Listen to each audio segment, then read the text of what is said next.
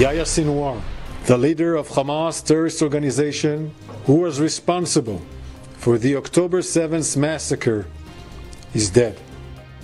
Kinumpirma na ng Israel military ang pagkakapatay kay Yahya Sinwar, ang pinuno ng Hamas. Si Sinwar, na siya umanong utak ng pinakamarahas na pag-atake sa Israel, ay kasama sa mga nasawi sa isang operasyon sa Gaza.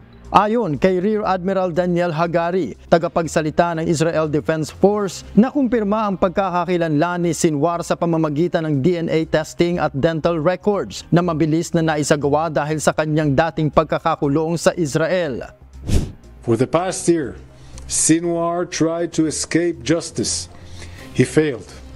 We said we would find him and bring him to justice, and we did it.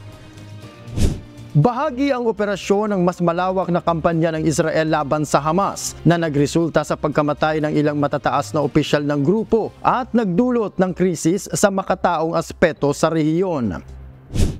Wala pang pahayag ang Hamas tungkol sa pagkamatay ni Sinwar at nananatiling tensyonado ang sitwasyon sa Gaza habang nagpapatuloy ang labanan. Ayon naman kay Israel Prime Minister Benjamin Netanyahu, ang pagkakapatay kay Sinwar ay hindi pa maituturing na katapusan kundi simula pa lang ng katapusan ng isang taong digmaan sa Gaza. To the people of Gaza, I have a simple message. This war can end tomorrow.